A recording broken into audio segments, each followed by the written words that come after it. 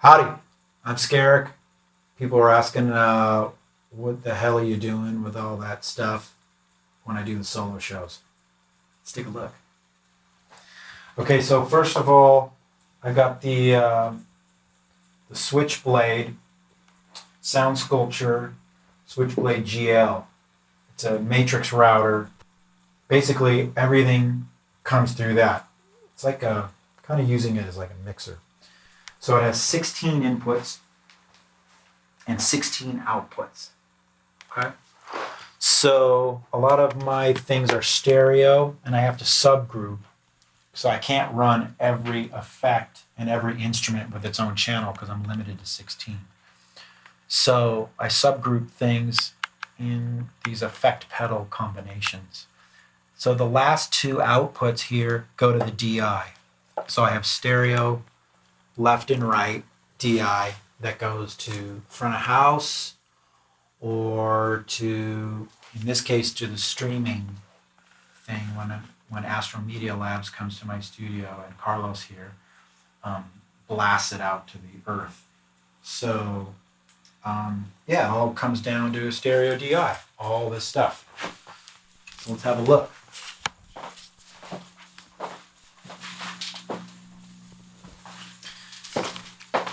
So here's the front of the Sound Sculpture Switchblade GL. And what you do is you make presets. And you name all of the individual instruments that you go in. And I'm having a problem right now because it maxes out at 32. So I have to be careful. I've got to get rid of some stuff.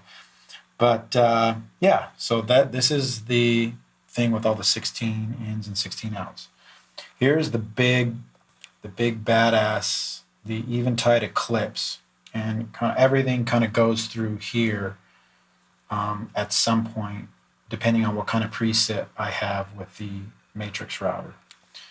So this thing is incredible for all of the pitch transposition stuff that I do with the saxophone and making chords. And I use it in conjunction with the other Eventides, like the Eventide Pitch Factor.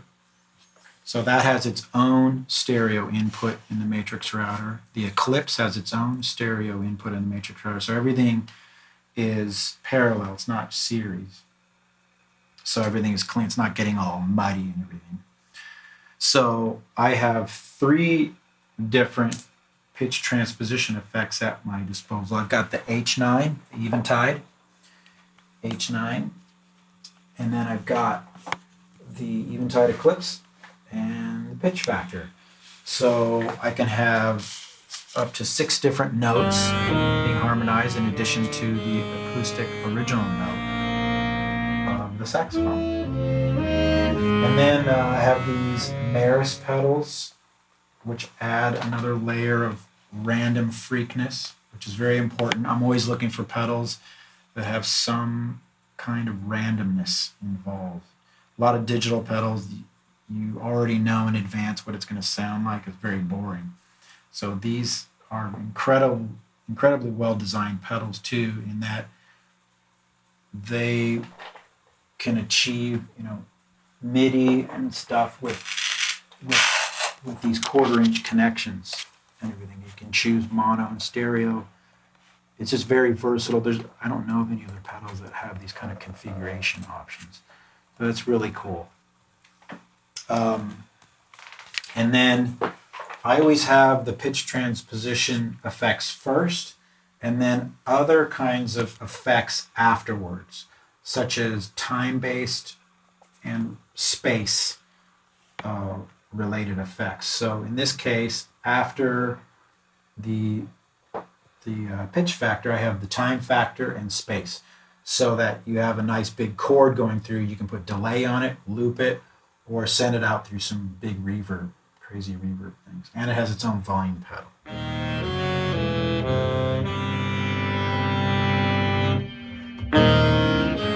This collection of pedals, since I can't send each one to the matrix router, I only have 16 channels, this is like 2 channels output goes into 2 channels input on the matrix router.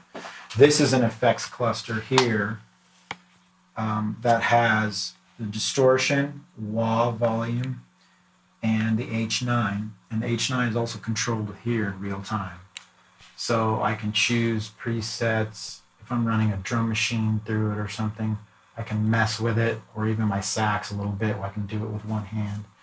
So that's Bluetooth interacting with the H9, and Eventide makes this amazing software for it. It really works great. It just, yeah, it just totally works. And then so that is a stereo out that's going into the matrix router. And then the boomerang, love using the boomerang. It's one of my favorite loopers. I have lots of loopers, but this is my favorite.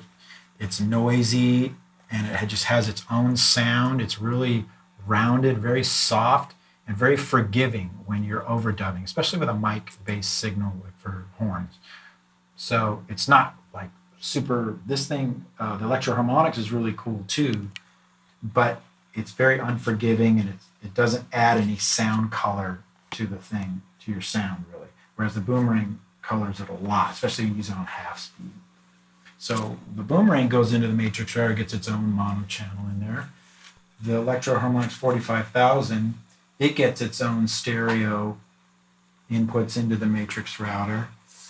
And then we're moving on over here to the drum machine world. This mixer is just for the PA, where I just have everything going.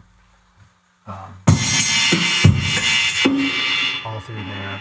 So this isn't really a part, this is just for live sound. I have this original vintage Roland Rhythm 77 drum machine.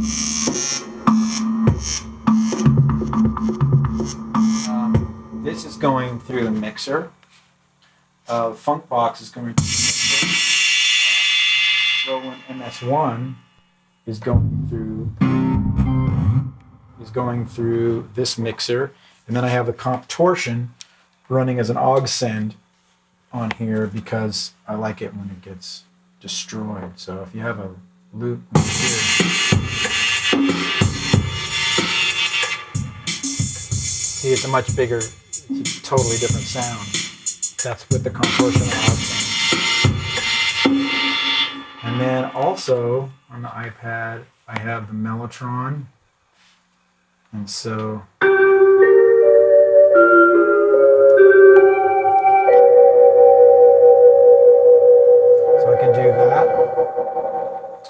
can do that, and also have the I also use the iTabla Pro.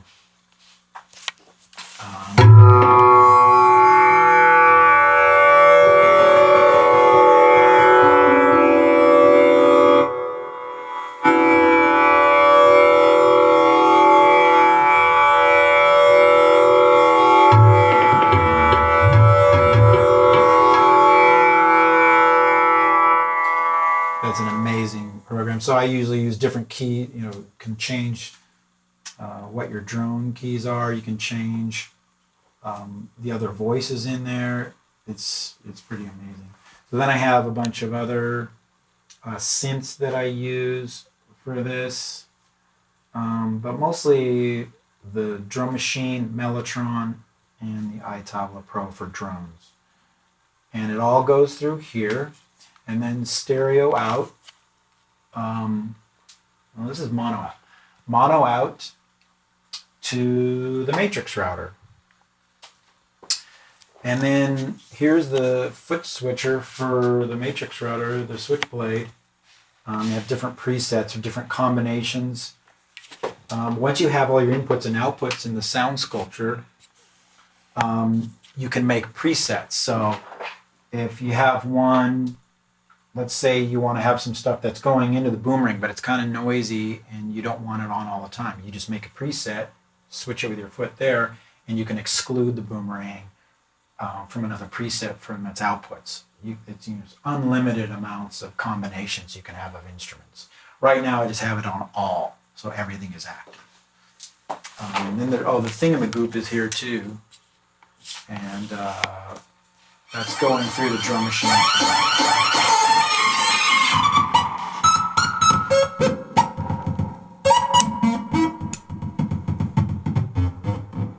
What's that thing?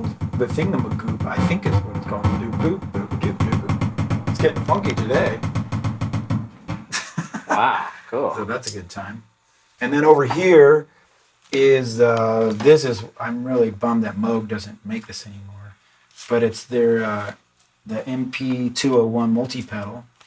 And I just have it set up on the Eclipse right now for real-time MIDI control. And I'm mostly using it as a mute because the Eclipse really doesn't like to be used like this. It's more for rack gear. And just hitting the bypass on and off is very jarring. It's not like a bypass on a pedal. So this is a smoother way of disengaging the effect portion of the Eclipse while signal's still passing through it. The other four buttons are for real-time MIDI control of the factor pedals, the other Eventide factor pedals. They have amazing real-time MIDI control, and yeah, I can control 4 devices with one pedal. That's what I like about, Wow. yeah, the Moog. So this is an amazing thing, and God, I wish they still play it because it has CV outs. You know, it's got USB, MIDI, I mean, it's amazing. So we're just using that with the Eclipse. Okay, then over here we're at keyboard world. So I got the Rhodes 54. All of these keyboards are from the 70s and 80s. So the Rhodes is going through the full tone tube tape echo, which is amazing. Even just without the delay, it's just a great preamp. It just makes the Rhodes sound bigger. And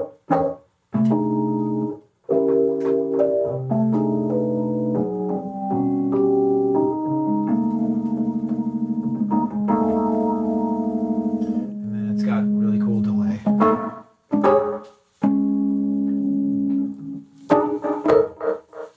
And you can do crazy shit with it.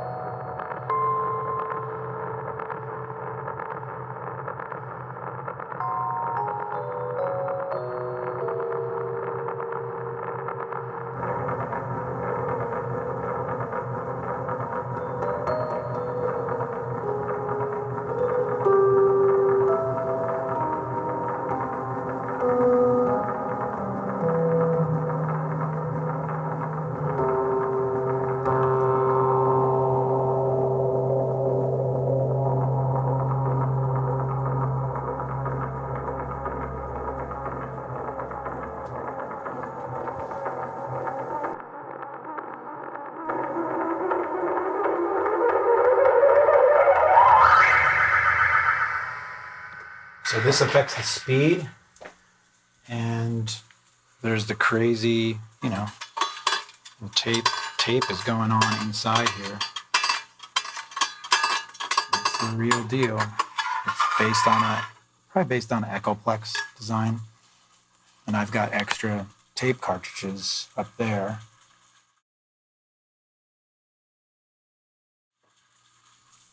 Just in case, because sometimes they do get like jammed up. But this thing works great, and it's just a super fun thing. The only reason I got one because a guy was selling it cheap on eBay back when I had some money. Back in the Claypool days. Thank you, Les. Thank him all the time. So the Rhodes is going through there, and then it's full tone, goes through here, through the Echo Plus.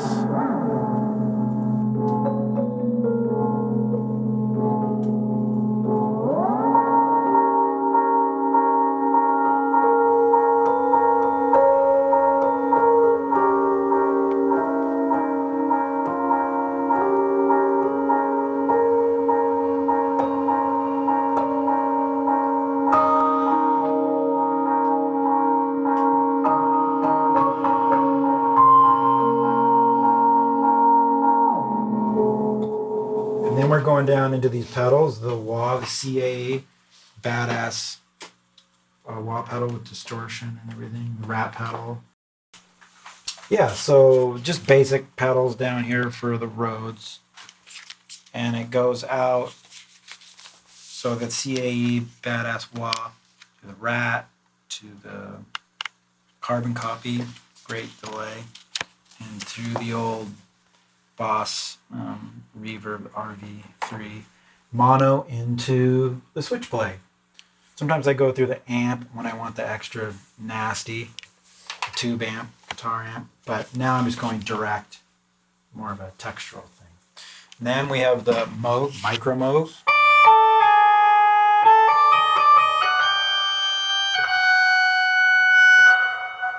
And this is just going through the Holy Grail, Electro-Harmonics Reverb. And then it's going into, the Rhodes isn't going through any of the other effects arrays. It's only going, it has its own effects and just going straight into the switchblade and out to the DI. Whereas this, the Moog is going through here for its own little extra reverb, but it's also going through the other pedals so I can treat them.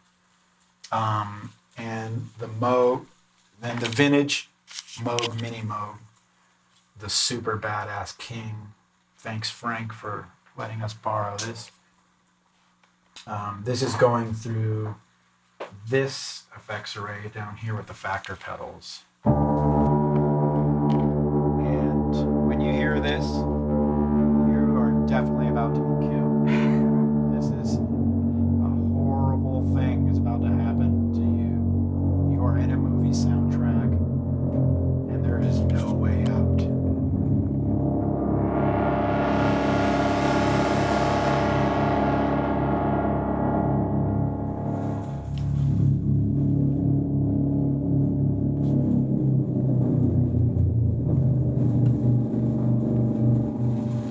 This thing is incredible.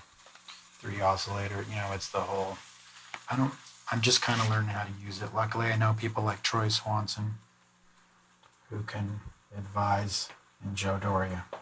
Okay, and then over here, we've got the vocoder, the Roland vocoder.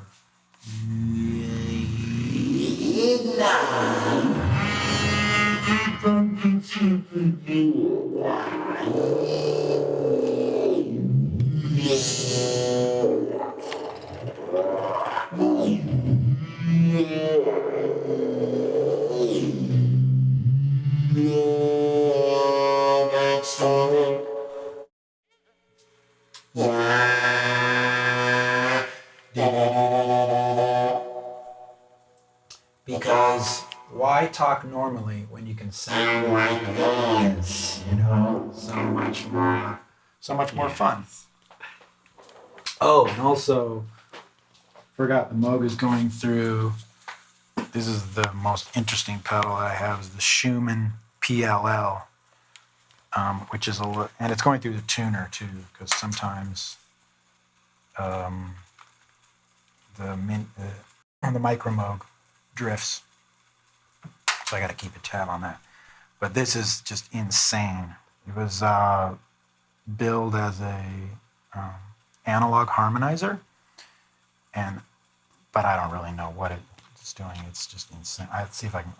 It has a problem right now. Sometimes I can make it work.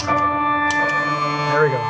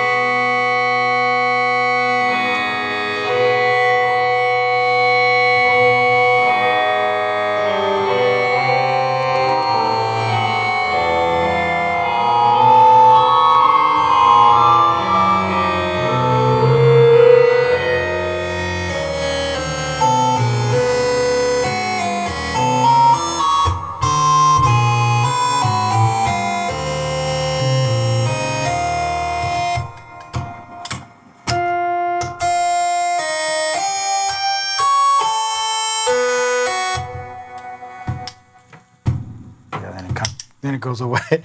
But that is awesome when it's working. It was being well behaved. Yeah, and I think that's it for all the stuff. And then there's the saxophone, the Lake City Winds. This is their new tenor. It just came out from Minneapolis. And I've got one of these piezo barrel pickups on here now. I didn't use it in the solo show, but I'm going to use it in the next solo show, May 29th, 2020. And it sounds crazy.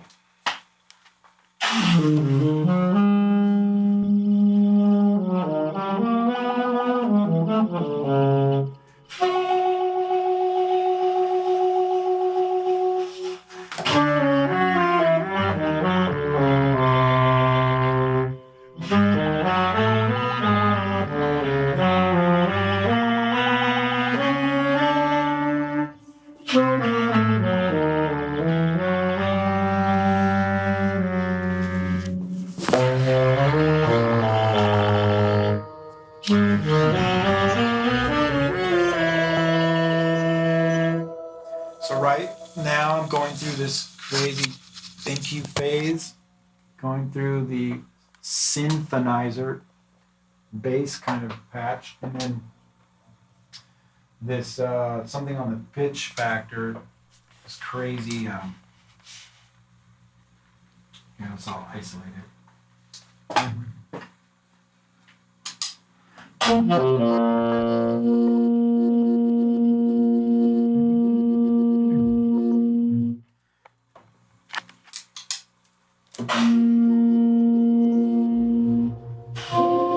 But with the piezo barrel, you don't have any of these feedback things, so I can do these heavy filter effects, which are really, really crazy. Oh, let's try this one out.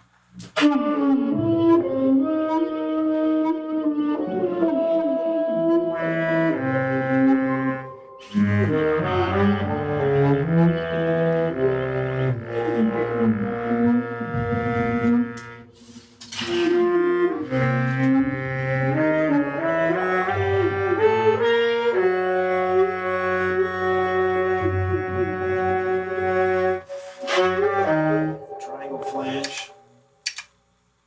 R, this crazy yellow look.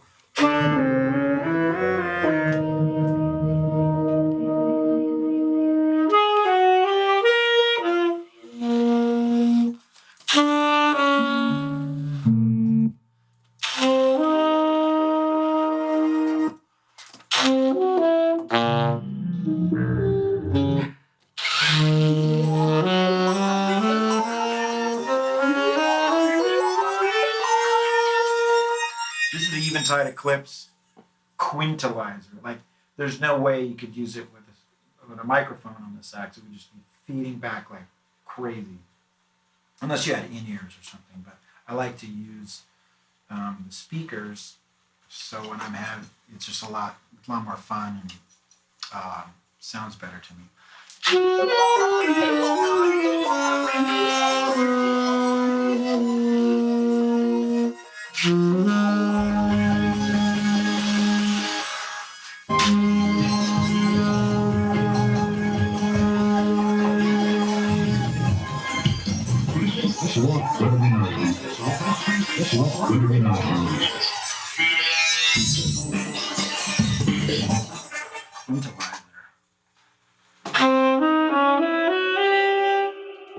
Boxoverb, ringer phase.